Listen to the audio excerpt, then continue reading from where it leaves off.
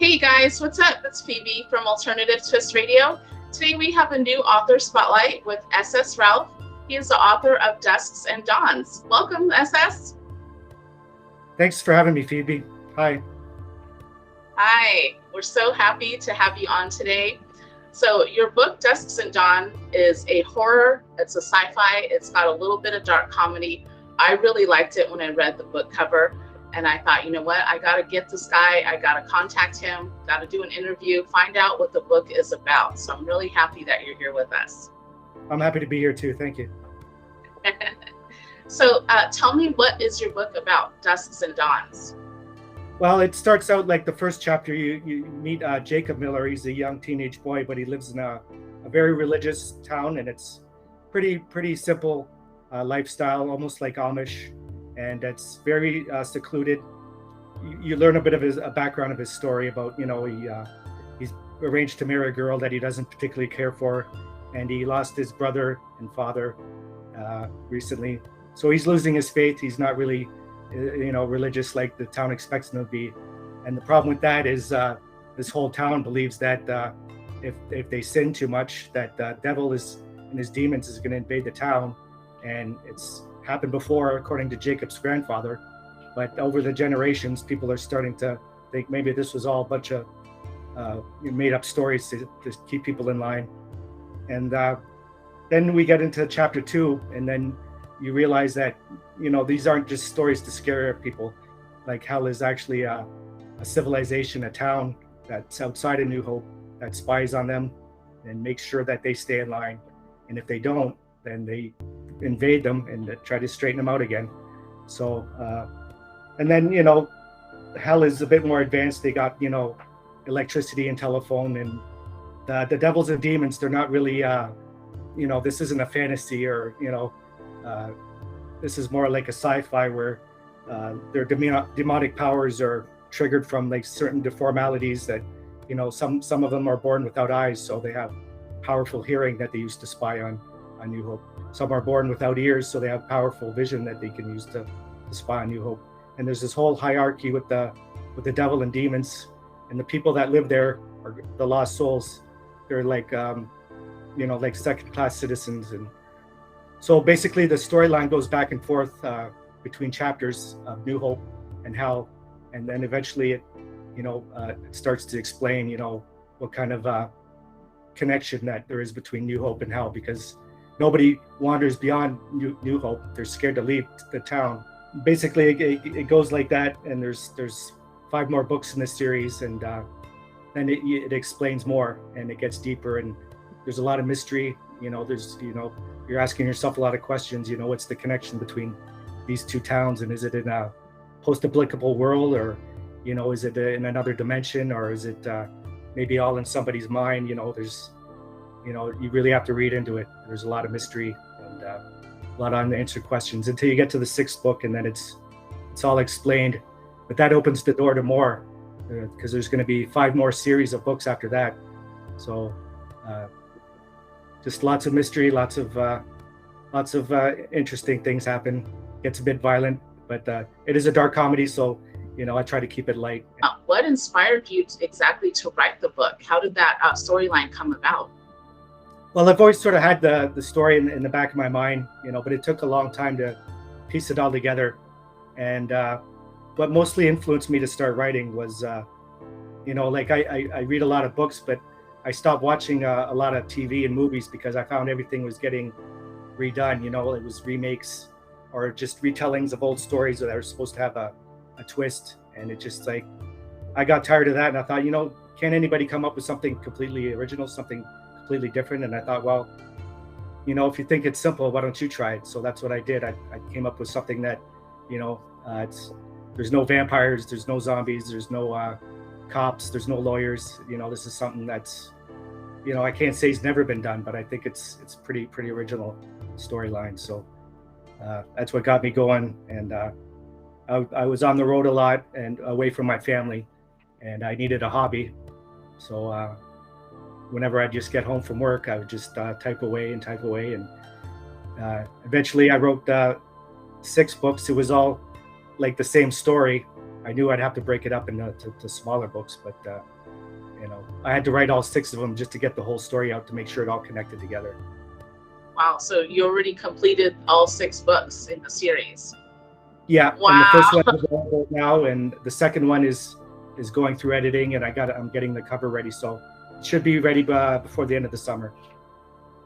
How exciting. So do you already have the rest of the plan for the rest of your books? You have your second one the end of the summer, and how about in the future? What's the timeline for that? I would say the rest of them will come out maybe within 3 or 4 months of each other is the goal. Yeah. That's quick. I'm glad that you already have it all done, because out of the books and movies, especially the books, seems like it takes a little bit longer, obviously, because it's more tedious and time consuming. But it seems like us as the audience, we're made to wait until like a year or whatever, however long it takes for the next book to come out. And I always find that I have to reread the book, right before the next book is out. So, I remember that. Yes. Yeah. It's fresh in my memory. So I'm glad that you have a short timeline of release. To me, that seems like a really good idea. You just explained what I'm trying to avoid there. I don't want people to forget about the first one, and lose interest. In the first book, there's a bit of a cliffhanger at the end, but not so much that it should annoy anybody. There's nothing worse than, I didn't like the way that ended. I got to read the second one. And the last thing they want to do is wait a year, like you said. Just wait a couple months in between, and hopefully that won't get them too agitated. But each book kind of ends with a bit of a, I don't want to call it a cliffhanger. I call it more of a hook to get them to read the next one, right? So I don't want to space them apart too far, because the hook can become a barb that they don't like, if you leave it too long. So I was looking on your website. It's called driftwoodblackheart.com, and we'll put the links in the description, obviously. And so I was looking on that, and you have a lot of links available, and already your second book, you have a little teaser on there. So do you have, or will you have, any merchandise available on your website in the future? I will. When the second book comes out, I'm going to update the site, for the second book, but then I'm also going to add some merchandise. I'll have some shirts with book covers on them, and every time a new book comes out, they can purchase a new shirt. And then I got, if you go to my TikTok, you'll see my my famous little sock monkeys, and they'll be available too. You can buy them, and they'll have a certificate of authentication, and hopefully, and people are probably wondering what does a guy that writes horror books have to do with these cute little sock monkeys. But when you read the books, you'll understand they're actually characters in the books, because the demons that are living in hell are like royalty, and they have traditions and stuff. And newborn demons, they all get sock monkeys when they're kids. And that goes back, there's a lot of storyline to it, which is something you'll have to read into too to understand. And then some of the demons they have telekinesis, and they can read minds. So they actually animate the sock monkeys, so they almost have like their own personalities and stuff. So, but that's more into the second book with the sock monkeys. They're mentioned in the first book, but they get more involved with the second book. So that's why I'm going to have them available after the second book. I'm glad that you mentioned basically where the origin came from, the sock monkey, because I was just going to ask that as the next question. How does the sock monkey correlate to your book? So I'm glad that you explained that. It makes sense now. Yeah, they're a bit of a mystery. Like even the first series doesn't explain them totally, but they that's where the other series come in. There's more origin stories and stuff like that. There's a lot of world building in my books, and some of the stories will go back hundreds of years, maybe forward hundreds of years. It's kind of like if anybody's a fan of the Dune saga, like the first book is sort of the middle of the story, and then it goes forward hundreds of years, thousands of years, and then it goes back before that, and it sort of jumps around, but then eventually everything becomes full circle. And that's my goal with it'll be the Driftwood Blackheart saga. And Driftwood Blackheart is like a main character in all the books, but he's sort of in the background. You really don't get to know much about him. You have to kind of piece it together with all the other books. except one of the series will be basically about him and explain everything. And so it's definitely something I hope people will want to read into. Like I said, there's a lot of mystery, there's a lot of layers, there's a lot of world building, and there's a lot of interesting characters. Some of them have a good time doing in the book, some of them don't, not so much, but they're all interesting people. And I like that you do a lot of world building. To me, in a book, a series, that's very important, because it shows the reader what the world is about in the story. And if you have, not enough world building, then it kind of seems like it doesn't make sense too much. But then at the same time, if it's too much minute detail, then it's like, well, what does that have to do with whatever? You introduce something like, what we learned in school. You introduce a topic, but then you don't follow through and explain it later on. To me, that's very important, because as a reader myself, I find that kind of annoying. Like, okay, they mentioned this part early on in the first few chapters, but then they didn't talk about it in the future. To me, it wouldn't make sense. So I'm glad that you have that follow through with that, and that keeps the the reader interested in continuing to read the book. I like books that have a lot of world building, and it makes it a lot easier to write, actually, because if you have this big universe with all these potential stories, and you have characters that are well fleshed out, the stories almost write themselves. It's almost effortless, and somehow everything connects, and their personalities intermix, and basically, I've never had writer's block or anything like that. The only problem I have is trying to find time to write, because I work full time and I have a young family, and I got all the books planned out, all the series. I pretty much know the whole story, how it's going to play out. So just got to keep plugging away. I'm hoping after the second book, I started writing the second series, but I didn't get too far with it because I've been busy with the marketing and getting the second book published. But I'm hoping once I get the ball rolling, I can go back to writing. And I'm not sure how many books will be in the second series or how long it's going to take me. But again, I'll probably just write all of them just to make sure everything fits, and then publish them in installments, 3 or 4 months apart or something like that.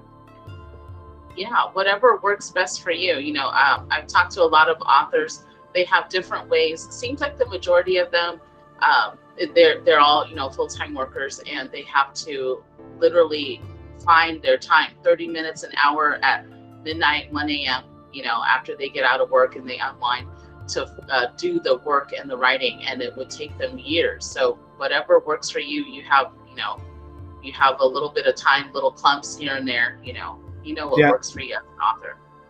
It's a constant struggle trying to find time, but I just, whenever I get the chance, I do. And then eventually, I think this first series took me 3 or 4 years to write, but that's after working full time and, everything else. I'm hoping if the books sell well, then it'll free up some of my time to write more. That's my goal, I guess. And we'll see how that works out. Now, you want to tell me, you mentioned a little bit in our correspondence about a nonprofit charity that you were hoping to start. Do you want to tell me about that? Yeah, that's probably going to come a bit later after I get the merchandise set up. But eventually, I'd like to set up something where, I can get donations and set up, causes to help, third world countries. Like, we live in a world where, like, a lot of people still don't have clean water or medications and things like that. And I sort of got the idea from the main character I told you, the Driftwood Blackheart. One of his things is that he was sort of like a humanitarian, and he would try to help people like that. So I'm kind of using him as a role model to kind of give back to people. But like I said, it might take a while until I can financially set that up or have enough free time to do stuff like that. And then I have to be popular enough that people will be going to the website and maybe can make some donations and help out. So that's the plan anyway. When it's going to start, I'm not sure, but the sooner the better, I hope, because there's a lot of unfortunate people that don't have the basic necessities that a lot of us have, and I'd like to kind of equal that out if I can as much as possible and inspire people to do the same. You know, my motto is if you're living comfortably, then you should be helping somebody else out. And you know, I like that motto. Sometimes, even though I don't have a lot of free time and a lot of money, I'm still doing better off than a lot of other people. So I want to give back, and I'm hoping that I can use these books and my website to draw attention to get more people to help more people out. It becomes infectious, and you know, that's the way I think the world should work. And you know, just lead by example, I guess. I love that story. And so your main character, Driftwood Blackheart, he sounds like he's a good guy. And I like, is he a good guy, or he just has good roots? He tries to be. If you go on the website, there's a backstory, and you know, I can't say too much because I don't want to spoil too much with the series and the books, because it is something, you know, he's mentioned in all the books, and you sort of piece it together. And there will be a series that kind of goes into his backstory, like his childhood and how he grew up, and he does try to be a good person, but he kind of, you know, he goes back and forth because he has mental illnesses that he struggles with, and he loses faith in humanity for a while, but then he comes around again and tries to help people. So basically, he's kind of, you know, he's not a sociable person. He kind of hides back, but eventually he gets involved with people and tries to help, and he tries to be a good person, and he's fighting for humanity. You know, that's where more of the sci-fi comes in. He's fighting against, you know, corporate greed and culture cancel, all these things that lead to like government control and people like being dehumanizing people. You know, he's fighting against that. He's fighting for humanity and keeping people cultural and being able to have personal freedoms and stuff like that. Yeah, so much. All those topics that you discussed is so close to home. I think everyone in the world now is feeling that effect. Cancel culture. I mean, that's just ridiculous. And all the negative things going on in this world, it affects everyone's mental health. And even if you may not feel like you have mental health issues, like I do, I have anxiety. It's terrible at night, but you have to learn to cope with it. And I feel like the more people talk about it, the more normal it is, because it's everyday life. You have to learn to cope with it and reach out and bring awareness to it. So I love that message. It's a beautiful message. Yeah, my books were kind of inspired against the cancel culture, and you know, we're kind of living in a society now where people are getting a bit too far left and saying, well, you can't say this and you can't do that, and it's offensive to people. So my books are kind of like a pushback. You know, they say you should say this or shouldn't do that, or you know, you got to suppress people's culture and their religion. Well, that's basically what I'm writing about. And you know, if you say I can't say this or do that, then that's what I'm going to do. And there's probably going to be a lot of people that don't like it, but hey, that's what makes the world go round. You know what I mean? We all should have the freedom of speech, and you know, we should be all proud of our culture, our heritage, and none of that should be offensive to other people. You know what I mean? And so it's kind of a pushback. It's intended to kind of, you know, like I said, it might be offensive to some people, but hey, you know, we can't pretend to, like, you know, always adhere to other people's feelings. You know, it's impossible. That's an impossible goal. And if we want to be ourselves, if we can't laugh at ourselves, and you know, we can't live together and accept each other's differences, then there's something wrong there. And you know, so instead of trying to suppress everything, let's let it out. You know what I mean? You know, let's go back to saying, you know, jokes and you know, and having a good laugh and not being so offensive all the time. It's another thing my books try to do is bring people together in a certain way. Actually, one of the first things in the first book in the series, in the introduction, it says it's a quote by Tom Smothers, and it's from a track from an Alice Cooper song, one of his first albums, and it's a quote saying, "If you're the only censor, if you don't like what I say, you have a choice. You can turn me off." So that's a pretty, I think, a forewarning of, you know, when people look into the first book, it's like, okay, well, this is going to get pretty real. You know, this could be offensive to some people. If you don't like it, you know, just stop reading it and just don't buy any more of my books. But I'm hoping it will like I said, get people talking, get people laughing, maybe get people crying, maybe get people a little scared at night. You know, I figure if I'm not scaring people or making them laugh or cry a little bit when one of their characters gets hurt or dies, then I'm not a very good writer. So there's a lot of emotion there, and you know, I don't know if that's a trigger warning to some people, but it's pretty in depth, and it gets pretty graphic. It gets into a lot of things that, like I said, people say you shouldn't say or shouldn't do, but they've been warned. And yeah, I read a lot of books, especially even classics, when back in the days you would think that things wouldn't be so graphic, but you know, that's part of building the character. And I think it creates the bond between the reader, I keep wanting to say listener, the reader, creates the bond between the reader and the character. And when something bad happens, of course, you're going to feel the connection, you're going to feel the hurt, but it's all correlated with the storyline, you know, and that's the same way with movies. When yes. Someone, you know, movies, TV, especially in a series, the character dies, you're like, no, oh my God, why? You feel that wretchedness in your soul, because the writers did so well in writing the storyline and writing the character, and then also the actor. But it's the same thing with you as an author. You're pulling that emotion from the reader, and I was already feeling some of that emotion. Like, okay, so the main character Jacob, he was already. I could feel his torment a little bit in the first chapter, where he, you know, was brought up in the, you know, the Amish kind of society, but then he already is hearing and knowing all different kinds of ways. So he's already establishing his own opinions, but he's still held to his, you know, his traditional faith, I guess. So I was already feeling that internal conflict with him. So that was just in the first chapter. So that was very good of you to write that. Yeah, I try to make like an emotional connection with the characters, and like I think with the last book, a lot of them died, and when they did, it was heartbreaking for me, because like these are characters that were in my life for, you know, like I said, 3 or 4 years.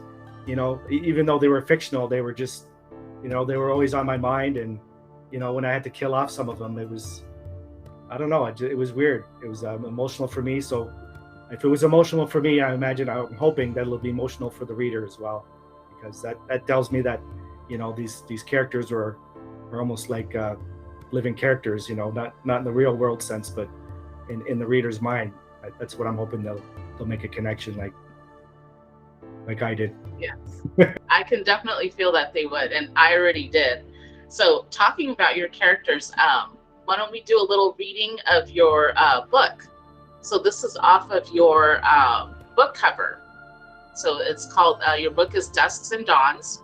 Jacob Miller, a teenager who has lived in the isolated and deeply religious community of New Hope all his life, never believed the old stories about how the devil and his demons would invade their town and carry away souls. Only a few surviving elders could claim to have witnessed these horrors firsthand 2 generations ago, yet no one knows for sure what lies beyond the boundaries of New Hope. Everyone who has ever wandered beyond its limits was either never seen again or returned, frightened to death and claiming that they'd seen the eyes of the devil himself watching over them from a darkened sky. Over the generations, the once pious population has become complacent, and it turns out that the old stories Jacob refused to believe are all too true. Hell is actually a thriving civilization with advanced technology that evolved from an ancient satanic and sadistic culture with a hidden and dark connection to New Hope. With New Hope's sins mounting from Jacob's illicit love outside his arranged marriage to a local pervert who peeps on women and fantasizes about abduction and murder, the next reaping of souls is imminent, and the citizens of New Hope will witness the true price of their transgressions. So this is just off of your website, driftwoodblackheart.com. And so that already gives a little bit of a tease of what's to come.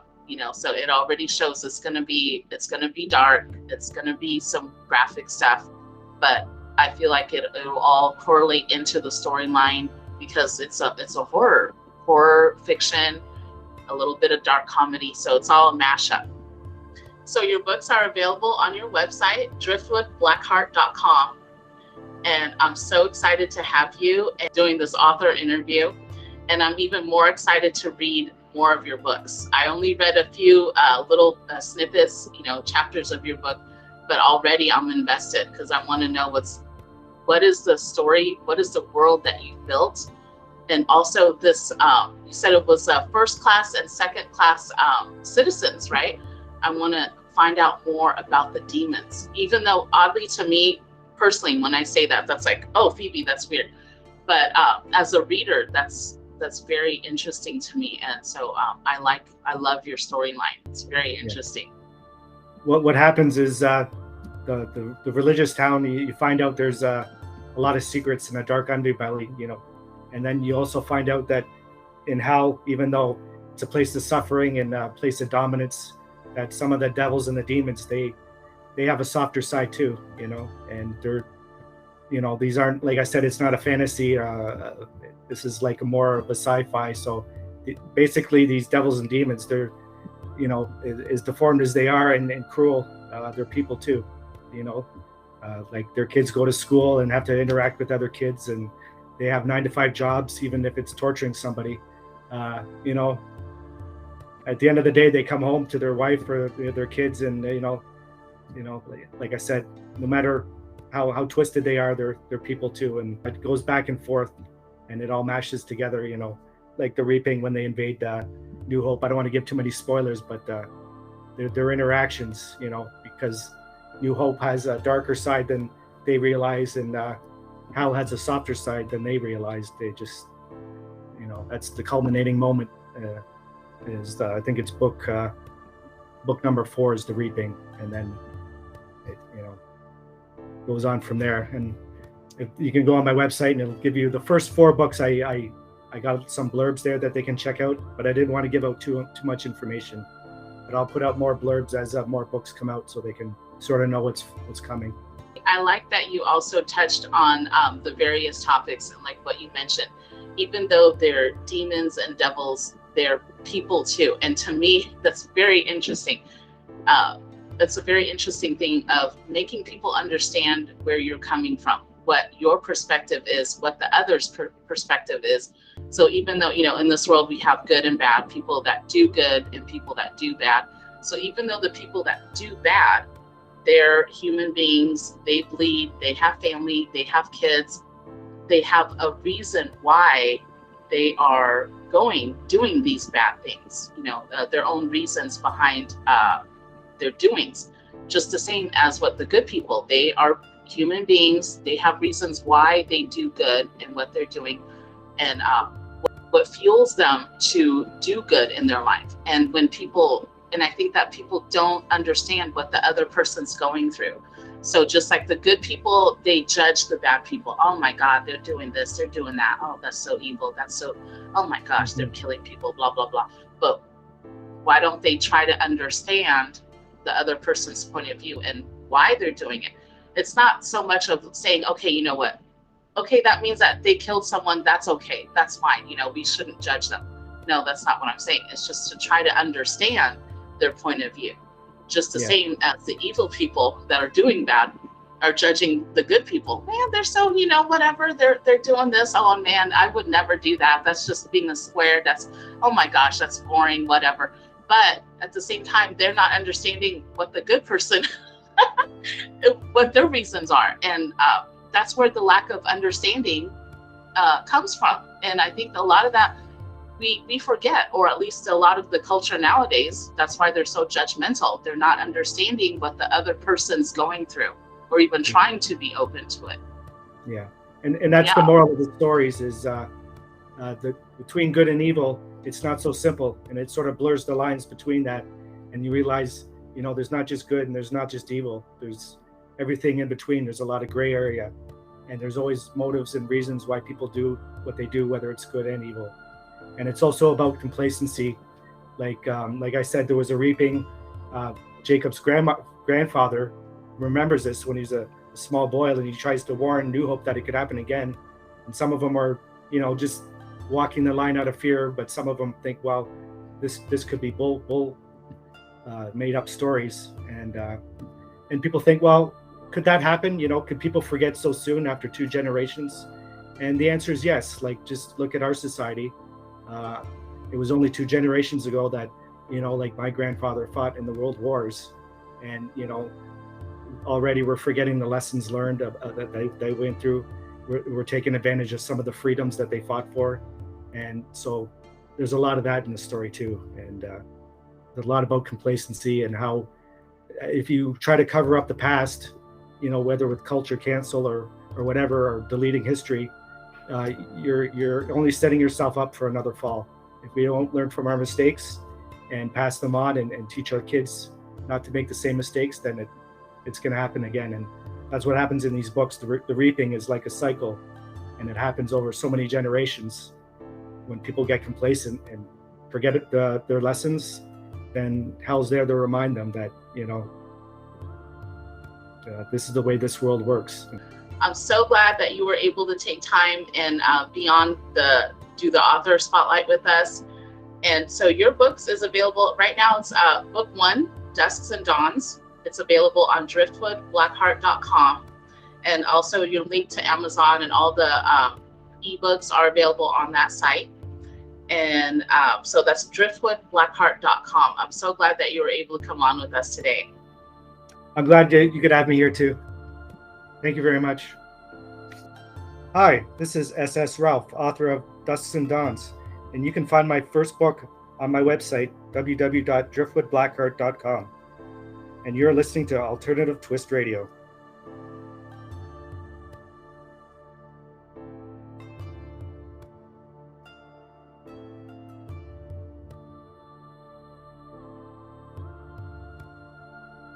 Thanks for watching, guys. Please share, like, and subscribe to our channel, and find us on all of our social media, links in our bio. Thanks.